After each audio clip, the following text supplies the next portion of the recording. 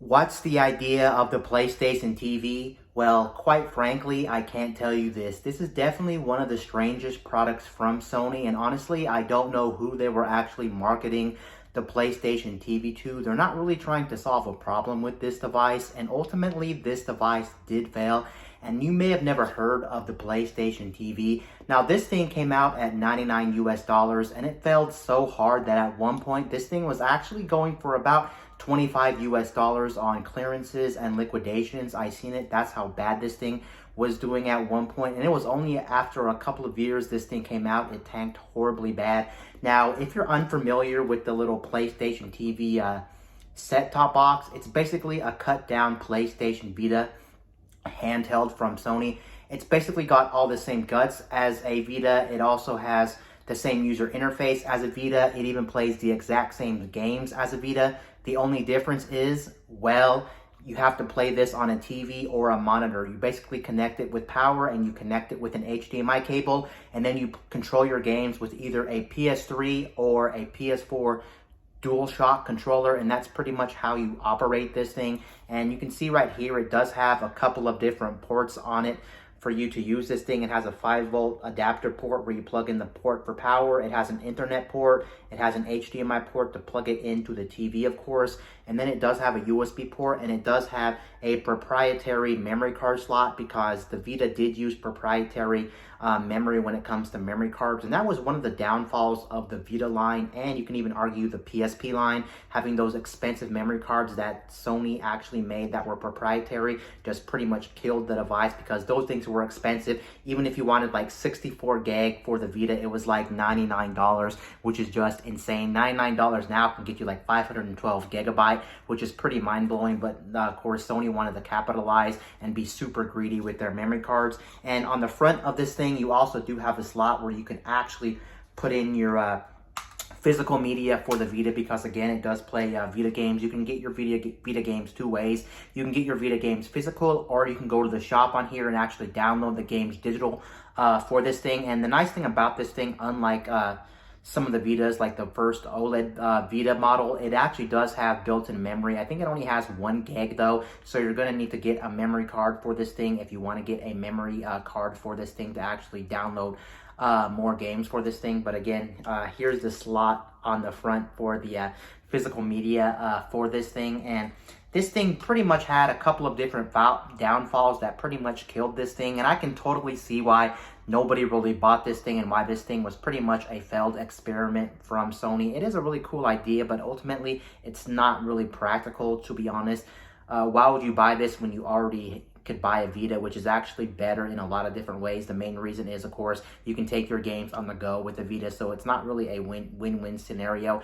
The number one thing that really doesn't make sense for this thing is when you play this thing on a TV, the games just don't look good at all. When you try to put them up on a big screen or even a little monitor, they just don't look good, because you have to realize, of course, that the Vita doesn't have good resolution to begin with. All the games for the Vita, of course, were meant to be played on a small handheld, so if you try to blow those up on a TV, they're not going to look great at all. I don't even think they're HD resolution. They're just not the greatest. Sure, they're great on the Vita handheld, but again, they're not great when you have to blow them up. And in this thing, you have to play them on a TV because this is the only way you can play this device. So it's just very strange. I don't know why you'd want to do that. You're basically making the experience worse by playing them on the TV. Another thing that does suck about this device as well is not every game's compatible with this thing, and that's, I think, one of the biggest, if not the biggest, downfalls towards the PlayStation TV that ultimately killed it. The fact that you can't play every game on the Vita line. It is understandable that some games you would think or just assume that wouldn't be playable because the Vita is one console, just like a DS,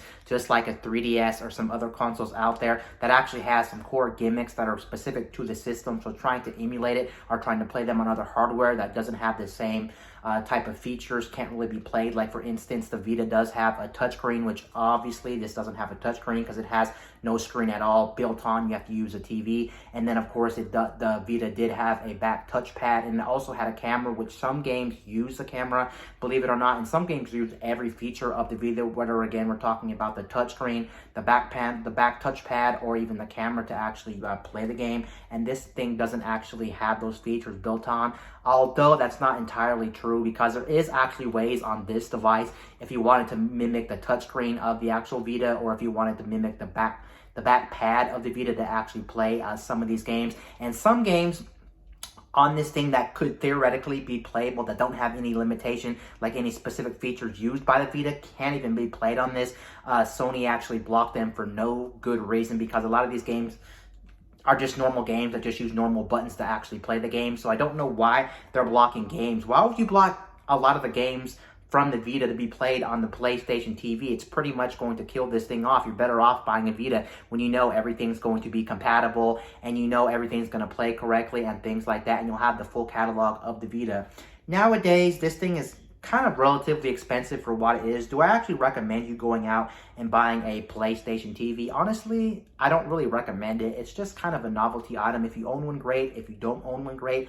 It's just that. The nice thing about this device, just like a PS Vita, you can, however, hack this thing, and that's something that's actually really useful and really great. The biggest reason you'd want to hack this thing, without a doubt, is the fact that it removes the fact that some games are not playable. They actually have a list that you can actually enable called a whitelist, I do believe, that actually removes a lot of games that were originally not playable on this thing, because they blocked them, can now be played, which is pretty much the reason why you'd hack it. And if you have one of these, you pretty much have to hack it, because it opens up the catalog of the Vita. It's just a very strange thing, and honestly, I don't understand why they actually made this thing. What were they trying to compete with? Were they trying to compete with things like other gaming consoles around, or were they trying to compete with things like set-top boxes like a Roku, like an Apple TV, or a Amazon Fire? What were they trying to market this thing to, and what were they trying to gain out of this thing? Because I feel like this thing doesn't really serve all too much of a good purpose, honestly, besides playing Vita games on a TV. And even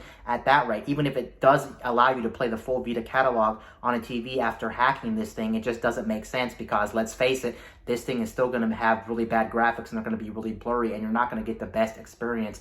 You're better off playing it on an actual TV. However, there is one thing you can do with this thing, which, if you can get one of these cheap, it is kind of a cool novelty to be able to do this, which is maybe a reason why you'd want to buy it. Maybe that's a reason why some people bought this. One of the nicest things you can do with this thing is you can actually stream games from your PS4, which is actually nice, because the Vita did have remote play, and remote play was pretty nice. So now you can actually do that with your PS4. I do know Sony does have a dedicated application on smart devices like smartphones and tablets, and I think you can access it on computers as well, where you can actually do remote play now without having to buy any extra thing. But this is kind of a cool novelty if you wanted to not use your tablet or not use your smartphone to actually remote play from like a PS4. I don't think it's compatible with PS5 remote play, because this thing came out last generation. It came out last decade, where the PS4 was the only current gen system at the time. But it is pretty nice, and it is a pretty nice thing you can do if you wanted to use it as like a second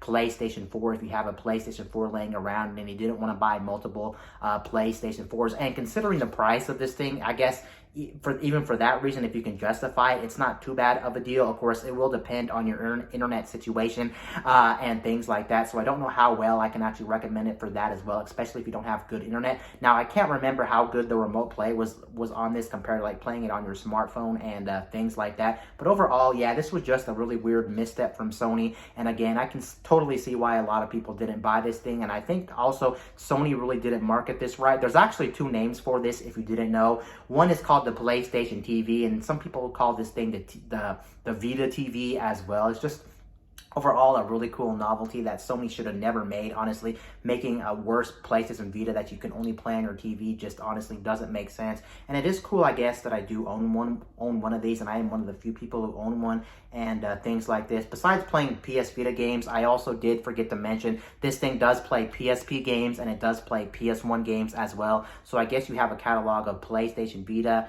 PSP, and PS1 games if you wanted to play those as well on a big screen. And PS1 games were originally, of course, intended to be played on a TV in the first place, so that's not too bad. But PSP and PS Vita games were never. So yeah, this was ultimately a misstep for Sony. I don't think Sony would ever try something like this ever again. But it is very cool. It is also very light and very portable and very easy to hold in your hand. And it is a very cool thing, but ultimately it doesn't make sense. I guess what they were trying to accomplish with this was they're trying to make this a device where you can play some games on the TV at only $99, and then you can access things like YouTube and Netflix on your TV as well, because the Vita did have YouTube and Netflix built on as well, which I think are discontinued now anyway, so that's kind of useless and things like that. So it's trying to be a little bit better than like a Apple TV or a Roku or things like that to play games, although some of those can play games to begin with, like little mobile games like the Apple TV and the Amazon Fire as well. But yeah, that's pretty much going to do it for the PlayStation TV. What do you think of the PlayStation TV? Do you think the PlayStation TV was a good thing from Sony? Do you think it was a misstep? Do you own a PlayStation TV? Have you ever used this device? And things like that. Anyway, guys, this is Wayne signing out.